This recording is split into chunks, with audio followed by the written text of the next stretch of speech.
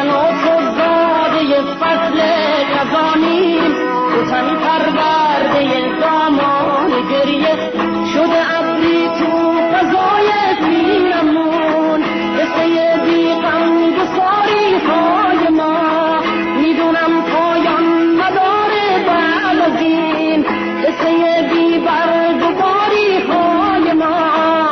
بیا در سوت دلگیر گل سرخ بخونیم شعری از دیوان گریه، من و تو زاده فصل خزانیم، تو تن پرورده دامان گریه.